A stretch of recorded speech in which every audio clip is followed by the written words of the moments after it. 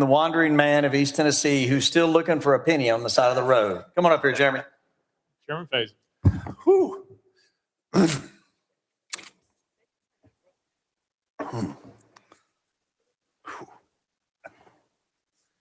Maybe if y'all sit down, I'd feel better. Mr. Speaker,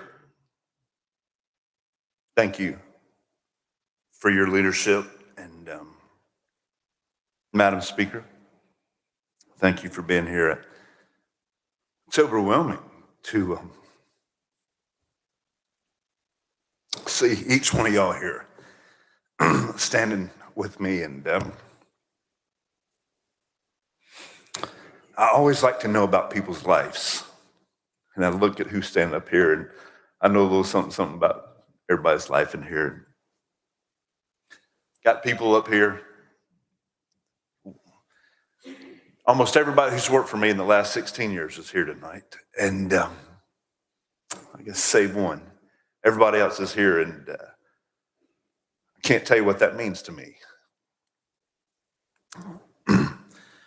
16 years ago, I've had 3 districts. 16 years ago, it was all of Cotton County and half of Greene County. Took a chance on me, and the Tennessee GOP sent that young lady right there, Bonnie Brzezina, with her arms crossed, looking at me with, what am I doing wrong? She's been judging me for 17 years now, almost. They took a chance on me. And if the truth were known, I probably should have never got to be elected. There's nothing special about me. I don't have a degree. It was the right time and God's grace. Socrates, this is going to come as a shock, y'all, but I love to read quotes from intelligent people, hoping one day that it'll seep into me. Socrates once said that the unexamined life is not worth living. That quote's been with me a long time. When I examined my life right after I won, I was overwhelmed at the thought that, who am I? Back then, I thought that this chamber was filled up with really high-powered people who, incredible degrees and incredibly wealthy, and businessmen and businesswomen that were book writers and scholars. And I just thought it was such a huge thing to be a state representative. Josh, it's good to see you. Love you, Josh Evans. How could somebody that kills bugs, that married really well, but other than that, nothing special about me except some cool kids, how did I deserve to get here? Then I got here. And I met rich people, met poor people, met smart people, I met simple-minded people, I met ugly people, I met beautiful people, I met blue-collared people, I met white-collared people. 7 lessons that I've learned since I've been here. The first lesson that I learned and met these people is that I could fit in, because this legislature is a representation of the most beautiful state in all of America. We make up, this 99 makes up just a conglomeration of some of the best people God ever created. And so there's space for a guy like me who's just a bug guy that lives in East Tennessee with not a whole lot of specialness to him except his wife and children. So I learned that's what our republic, that's what this state looks like. We represent everybody. Everybody that lives in Tennessee has someone speaking for them in here. It's beautiful. I'd never been to the legislature, never been to the Capitol when I got elected. And it was about a week before we could actually make it up here. So my wife and 4 kids at the time, Tucker wasn't born yet. We get here. Some of y'all have been here for a while. Speaker, you're going to love this. We're calling, can't figure out how to get here. Sure, The GPSs back then didn't work as good as GPSs right now. And trying to figure out how to park in Legislative Plaza, you had to pull down and park underneath there. We finally figured it out. Took us forever to figure out our parking spot. And Speaker, or not, no, it was, what's his name, from Carter County. He had put us right behind the elevator. We get off and you're so anxious and nervous and you're like, good gracious, this is the coolest thing. I'm a somebody now, which I'd never been anybody. I'm still not a somebody, but for a few brief moments in my life, I thought I was a somebody after I won. And finally get to come see the Capitol. And we get to the top of the elevator and there's a man named Victor. He's it. He jumps up and says, who are you? I'm like, oh crap, am I supposed to be here? And he whips out his piece of paper. He says, you want the new ones? And I'm like, yes, sir, I'm one of the new ones. He said, what's your name? So I told him. And Victor said, you need to turn around and go meet the Speaker and come back to me. I'm going to take you to your office. Victor was an amazing human. I feel sorry for all of y'all. This one right here is just as awesome, though. My man, Bobby Trotter. This is his last year, too. We love you, brother. Victor took me around the Capitol, brought me up here. I still miss his voice when the Speaker would invite the members in. Second lesson I learned, Victor didn't care that I was from East Tennessee. He didn't care that I was a Republican. I learned that the legislature is a family. The staff members, you see staff members here, our clerks, all of our LAs, this place is a family, and Victor was the first person to introduce that to me. You heard Karen Camper talk about a bill that we carried together that we weren't supposed to pass. Speaker Harwell had grace on me and allowed me and Karen to pass the bill. We actually made it to the USA Today. I got all sorts of grief at home because I was on the front page with an African-American woman, Democrat from West Tennessee. And they're like, and you're on the front page of the USA Today. What kind of representative are you? We hired a representative. And I talked to her about it. And she's like, man, they're wearing me out, Jeremy. But I learned that bipartisanship. Third thing I learned, bipartisanship is a good thing.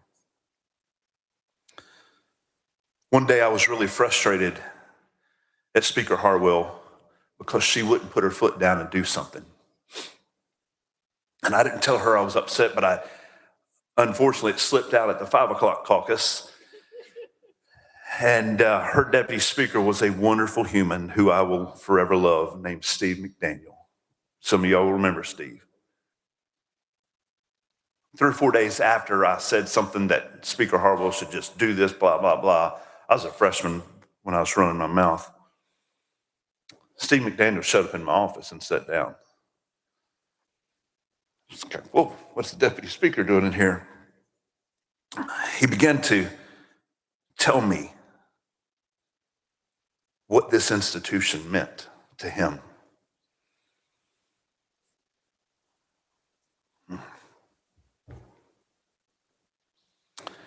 Steve told me that his love for this state and this body and this institution was massive. And that if I ever wanted to be able to accomplish something of worth and gain respect of my colleagues, that I need to learn to respect the institution. This place was here a lot before you got here, Jeremy, and this place will be here long after you, Jeremy. You're only here for a small time. He looked at me and said, I lasted through a lot. When everybody else got beat for things, I've lasted through a lot. And Jeremy, I have learned to love this place and respect this institution.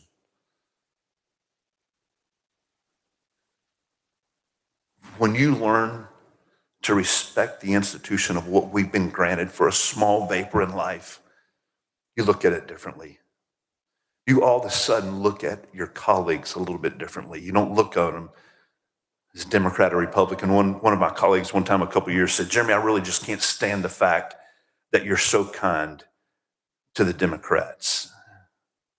I'll never forget it. I was walking up 4th Street when he said that to me. And I looked at him and said, brother, what you need to know is I see human beings first that are made in the image of God. The Lord is not a Democrat. The Lord is not a Republican. There's no side to God. We are not We don't have him on our side. There is no side. God is the whole. In him we live and move and have our being, period.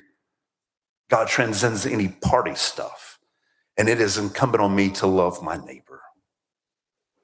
We see individuals first. That's respecting this institution and respecting that 70,000 people sent each one of you here. Who am I to question that? Tell you a quick story. My mom, she's this little Q-tip right here. She's got to sit down. That was number 4, learn to love the institution of the legislature. Number 5, my first year here, Speaker Harwell used to let us be on the House floor a lot longer than we are nowadays. It was after midnight. Reagan and my son Gage, who couldn't be here tonight, he had to work, couldn't get off. They had been pages, and back then, I don't know if they were real pages. They just run around. You could just run around the House floor back in the day. Y'all remember that? They'd been having a big time. Well, they were still wound up, and we were coming through Montlow Tunnel, and you got to the Montlow Tunnel, for some of y'all that have been there, you ease off to the right, and it's a down escalator. Joe Towns and I are walking together. There he is. Reagan and Gage, they saw the escalator. They were only 5 at the time, split from us. And they flew down the legislature. Down the escalator. When I got to the bottom, me and Joe, there was a state senator who's no longer here and probably not really good to be human. He got in my face and pointed in my face and said, "This is nowhere for kids to be running, blah, blah." Just laid into me for about 30 seconds until Joe Towns grabbed him by the throat and slammed him against the wall.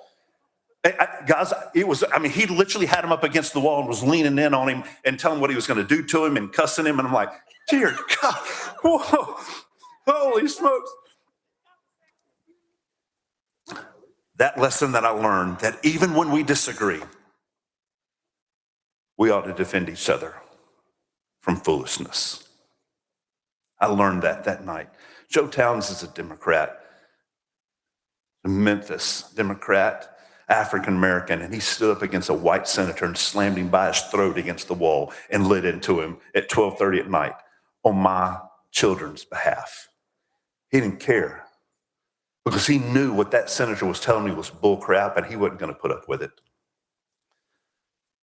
Kim, 6th lesson I learned, was really, really upset my 2nd year here at something Governor Haslam had done. And I was about to say something, and Barrett Rich told Gerald McCormick that Jeremy was really upset. And Gerald came back, and me and Barrett sat right back there, I think where Bud Holsey's at. Jared said, "Jeremy, let me tell you something. A lot of you freshmen think that something's a really big deal, like it's some kind of waterfall, and that you've got to answer everything. And that's what's wrong with all you freshmen. Y'all just think everything's such a big deal." Well, I've been here long enough to tell you something, Jeremy. What you think is a big deal in a big old waterfall, it ain't nothing but a trickle. You need to shut up and sit down and don't worry about this and don't speak about it again. I had got worked up over something that I thought was a big deal. It was actually silly. I needed to know that there's some things we take way too serious up here. Gerald taught me that sometimes when you think it's a waterfall, it's not even a trickle. Gerald is right. The last thing I learned, and I look around, Mr. Speaker, Madam Speaker, my family, my friends. I've got most of my staff here that have been here for 16 years. This place is a family. The people you work here, our janitors, our clerks, our sergeant at arms that Bobby runs, Tammy. When you respect this institution, these people become family to you. We tease often that when you leave, you're done, nobody cares. And maybe that'll happen to me. But there's people I care about here. There's people that I believe care about me and that have become family to me. Harold Love and I'd fight you for him. He's in the kidney donor section of my life. There are people like that around here. When you pour your heart and soul into a place, you love it, you respect it, you see people who for they are. And at the last, we need to remember that we're made in the image of Almighty God. And that He's called us to be servants. We're not princes, we're not kings. The people of Tennessee don't respond to us, we respond to them. This has been the greatest honor of my life. I've grown the greatest passion and love for the state of Tennessee and this legislature. And I'm eternally grateful that I've had the privilege of spending 16 years with each one of y'all. I love you. God bless Tennessee. God bless this legislature.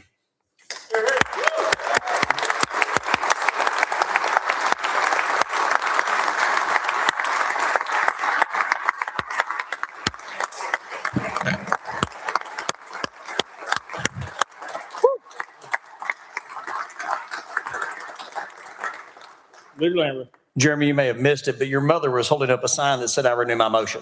So pretty sure she got it out of your desk drawer. Yeah. Sorry. Jeremy, we have a resolution here for you that is framed up. And Mr. Speaker, if you would join all of us in the well for a picture, please, sir. Madam Speaker and Mr. Speaker.